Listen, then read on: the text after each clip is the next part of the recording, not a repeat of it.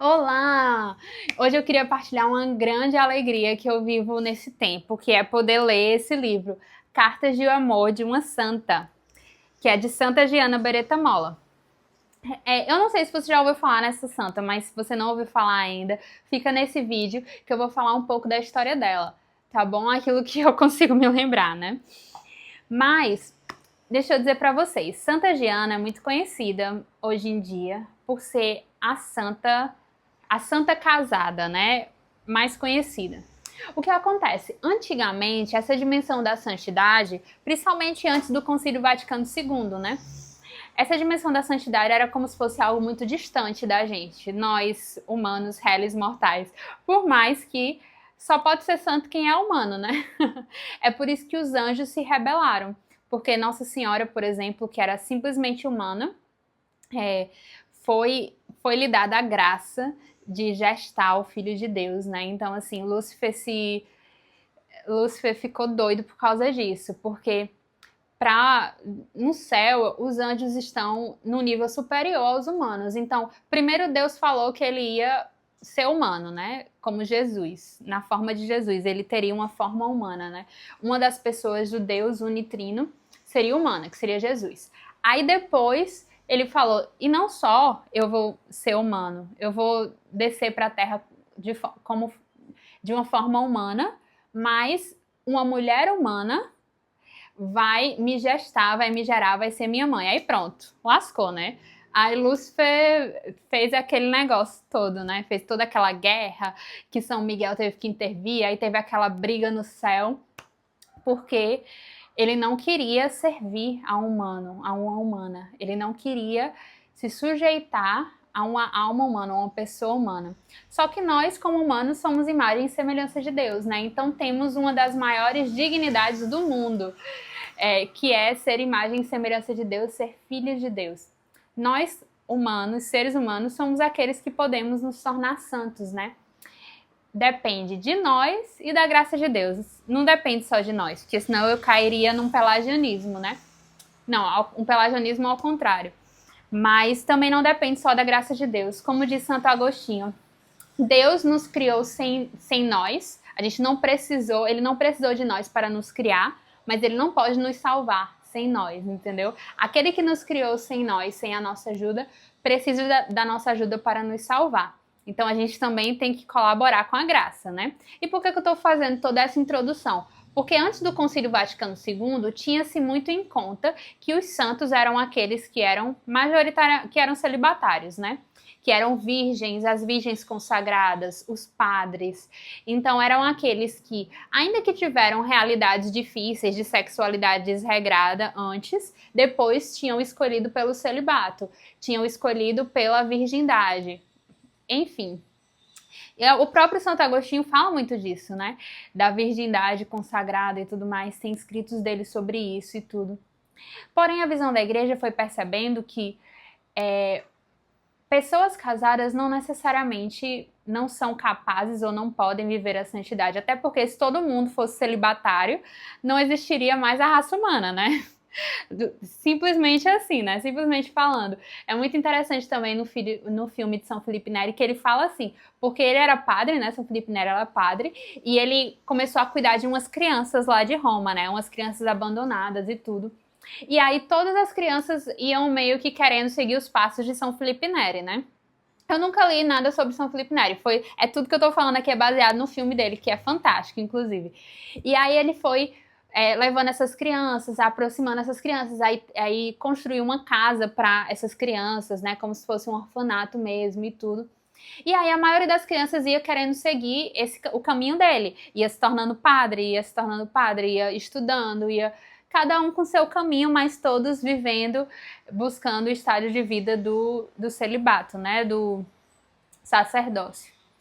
E aí teve um desses meninos que acabou decidindo se casar. E normalmente as crianças ficavam todas juntas, meninos e meninas e tal, e enfim. Só que aí esse menino com uma menina, que tinham se conhecido desde que eram criança, né, se apaixonaram na juventude, né, se apaixonaram e tal, decidiram se casar. Aí esse menino vai contar pro padre São Felipe Neri, ele vai contar pro padre Filipe, eles chamavam ele de Filipe, nem chamavam de padre Filipe, chamavam de Filipe.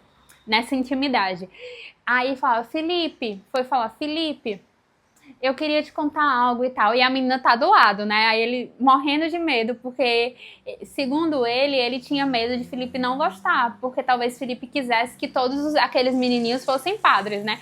Aí Felipe responde, se eu quisesse que todo mundo fosse, eu não quero transformar o mundo em um convento, não. Claro que vocês têm que se casar e tudo mais.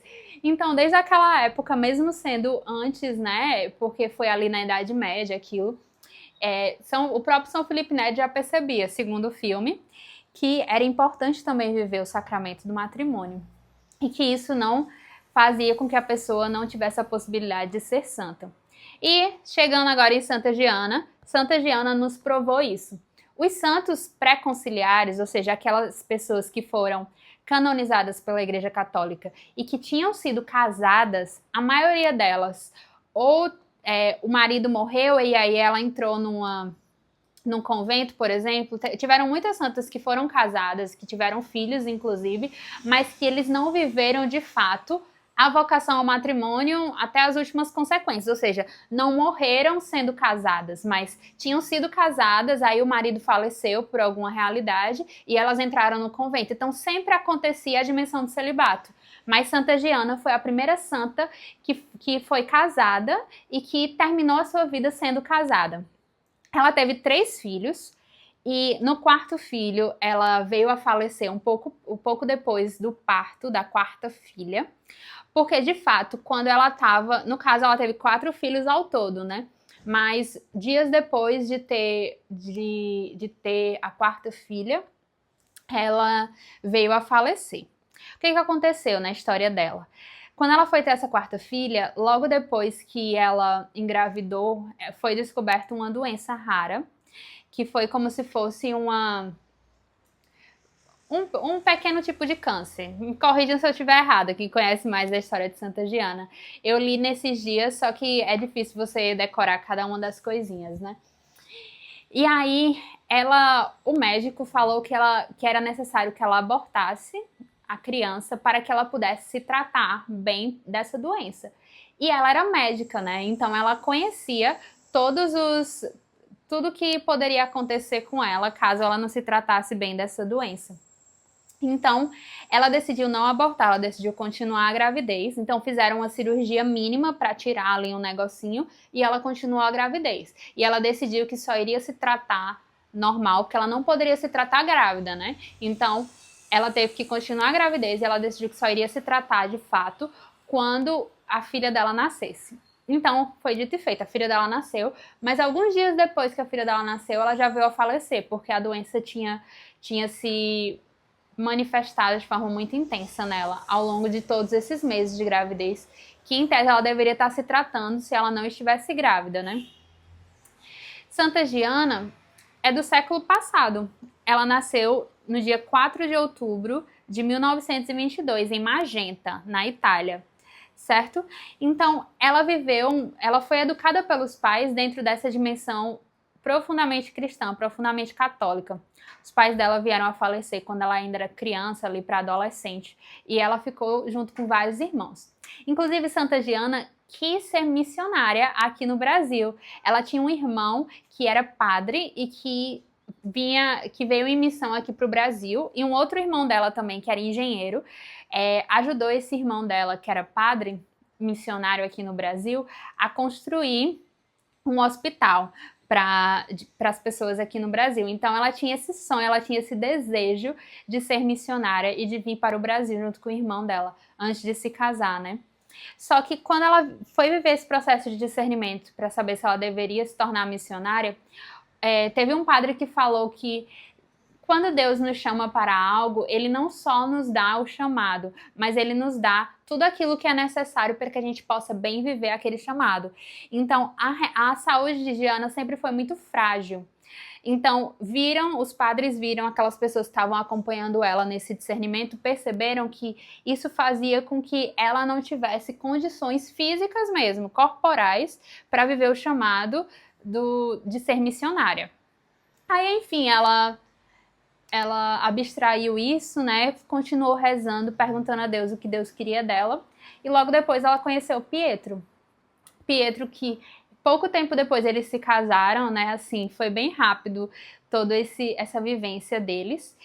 E eles se casaram e foram morar juntos em Ponte Nuevo, que era o local onde Pietro trabalhava. Pietro era engenheiro e trabalhava numa fábrica nessa cidade. Giana era médica e ela tinha que retornar a Magenta. Eles viviam muitas viagens de Magenta para Ponte Nuevo, para Milão. Existiam várias cidades que eram bem próprias deles, assim, sabe? E tinha também uma outra cidade que era uma casa que eles alugavam para passar os meses de verão e tudo. Que eles todos os anos alugavam essa casa dessa mesma pessoa, dessa mesma senhora. A gente consegue ver através do livro. E eu tinha sempre muita vontade de ler esse livro, mas assim, nunca conseguia, nunca encontrava, o tempo ia passando e eu não ia comprando. Que é o nome do livro, é Cartas de Amor de uma Santa. E aí, que foram as cartas que ela escreveu para Pietro ao longo da vida deles, desde o noivado, nos primeiros anos de casamento. Depois teve uma viagem que Pietro teve que fazer para os Estados Unidos, que ele passou quase 2 meses fora, e ela escreveu ao longo de 1 mês e meio, 2 meses, ela escreveu 31 cartas para ele. Muitas cartas, e cartas apaixonadas. Nessa época ela estava grávida da sua 3ª filha e já tinha os 2 filhos, então nessas cartas ela vai falando muito sobre os 2 primeiros filhos, né, deles, que é um menino e uma menina, Mariolina, e ela tá grávida da 3ª, que é Laura. E logo depois que Pietro volta dessa viagem, ela tem essa 3ª filha, né, e depois de um tempo ela decide que ela quer ter mais um filho, né, e que foi exatamente esse 4º filho que ela acabou vindo a falecer logo após o parto. E é muito interessante porque exatamente esse ano eu tirei Santa Giana como a minha santa madrinha desse ano. Na comunidade católica Shalom, que foi uma comunidade que eu fui missionária por mais de 10 anos, se você não me acompanha por aqui, eu falo muito essa história nos outros vídeos. E eu fui missionária nessa comunidade de 2013 a 2023. E nessa comunidade existe nós temos uma tradição que todos os anos nós, no Réveillon, a gente escolhe um padrinho, na verdade um santo padrinho nos escolhe para nos acompanhar e interceder por nós ao longo de todo aquele ano. Então, a minha santa madrinha desse ano foi exatamente Santa Giana, e é por isso que eu disse, fazia anos que eu queria ler esse livro, eu digo, esse ano eu tenho que ler esse livro. Inclusive, esse ano eu fiz até a novena dela, a novena de Santa Giana, se eu não me engano, foi em abril, que foi o dia dela, o dia que é celebrado o dia dela, né? As outras cidades também que se relacionam com Santa Giana são Bérgamo, além de Magenta, que eu já falei, Milão, que ela muitas vezes ia para Milão, Ponte Nuevo, tem também Bérgamo, que foi quando ela foi se mudar.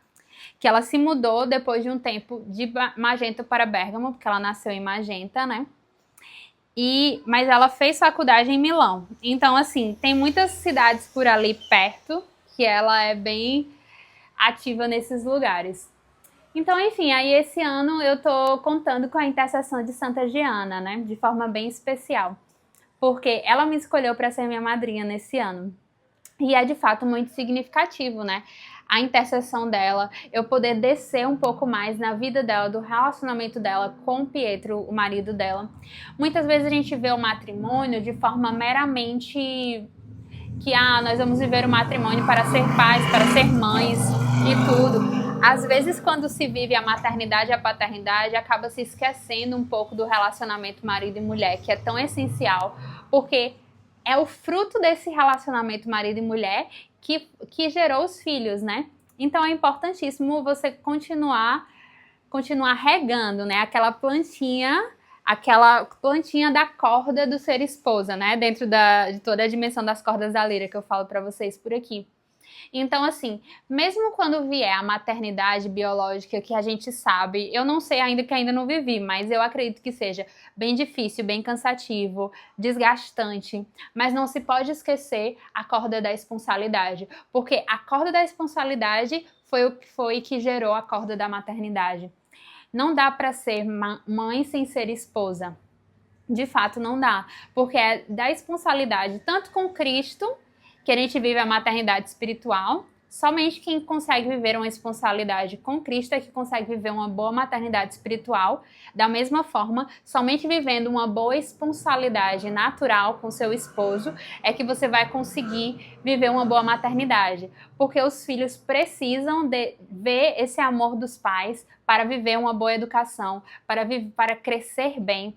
Eu falei um pouco sobre isso no vídeo que eu falei da separação, né, de Zé Felipe e Virgínia. Vou colocar o card aqui em cima, que eu falava muito sobre essa dimensão dos filhos do divórcio. Eu também fui uma filha do divórcio e hoje eu sei vários fatores que aconteceram na minha vida por causa disso. Então, se você também teve pais divorciados ou conhece alguém que teve, hoje em dia está cada vez mais comum, infelizmente, né?